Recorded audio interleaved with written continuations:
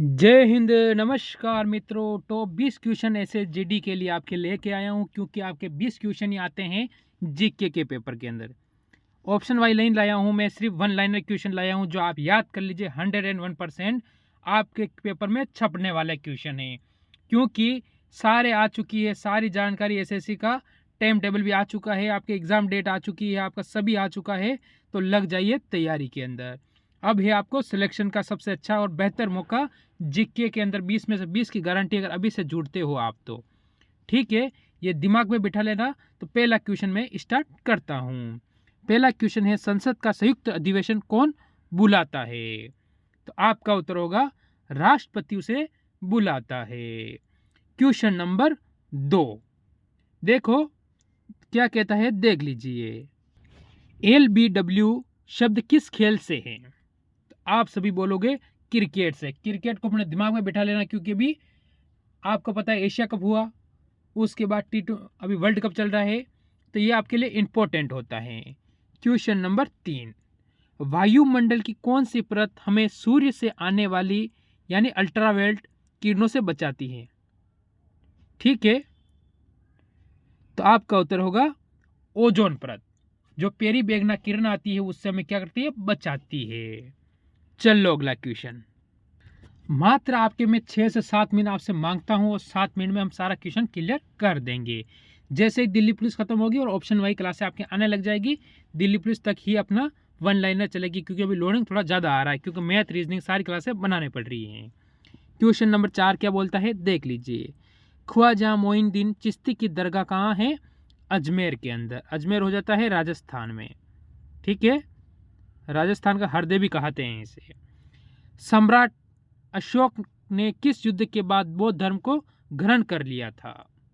तो आप सभी बोलोगे कलिंग युद्ध के बाद उसने बौद्ध धर्म ग्रहण कर लिया था। कलिंग युद्ध हुआ था 261 ईसा पूर्व में।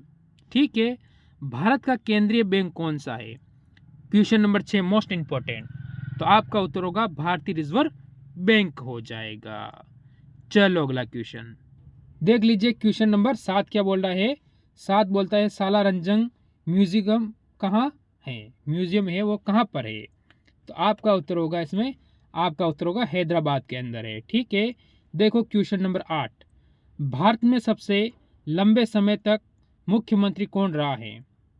ठीक है, तो ये है पश्चिम बंगाल की, जिसका नाम ज्योति बसु।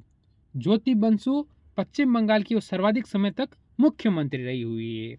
क्वेश्चन नंबर 9, संसार की सबसे लंबी नदी कौन सी है?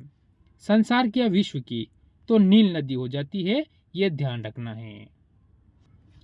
इसके बाद क्वेश्चन नंबर 10 आप देखेंगे, किस तापमान पर सेल्सियम और फ़ारेनहाइट तापमान बराबर होता है? तो -40 डिग्री पर। किस पे होता है? -40 डिग्री पर, दोनों ही बराबर हो जाते हैं। इसके बाद क्वेश्चन नंबर 11, कांसा किसकी मिश्र धातु है? कांसा है वो किसकी मिश्र धातु है? तो आप बताओगे तांबा और टीन की मिश्र धातु का नाम ही है कांसा। इसके बाद क्वेश्चन नंबर 12, क्वेश्चन नंबर 12 बोलता है दिलीप ट्रॉफी का संबंध किस खेल से है? जो दिलीप ट्रॉफी दी जाती है उसका संबंध आप बोलोगे क्रिकेट से है। किससे होगा? क्रिकेट से हो जाएगा।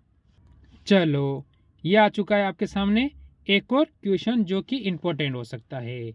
गीता रहस्य पुस्तक किसने लिखी है? ठीक है, तो उसका नाम क्या हो जाएगा?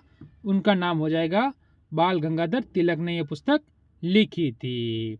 इसके बाद क्वेश्चन नंबर 15, राज्यसभा के कितने सदस्यों का चुनाव हर 2 वर्ष बाद होता है?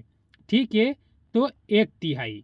ठीक है, जैसे आप मान लो 1/3 का कितना होता है, और इसका जो राज्य का इसका जो समय होता है वो होता है 6 वर्ष।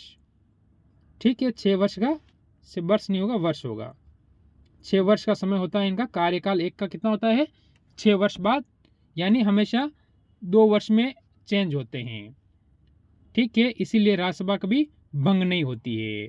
इसके बाद क्वेश्चन नंबर 16, अमेरिकी राष्ट्रपति का कार्यकाल कितने वर्ष का होता है? आप बताओगे कि 4 वर्ष का उनका कार्यकाल हो जाता है।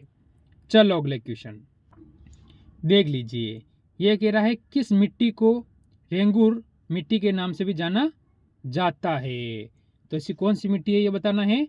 आप कहोगे काली मिट्टी को उसी नाम से जाना जाता है। ये भी आपका क्लियर हो जाएगा। देखो, लाल मिट्टी का रंग लाल क्यों होता है? जो लाल मिट्टी होती है उसका लाल रंग क्यों होता है? तो इसमें आपका क्या होगा उत्तर? लो ऑक्साइड की उपस्थिति के कारण हो जाता है। इसके ना बाद क्वेश्चन नंबर 20,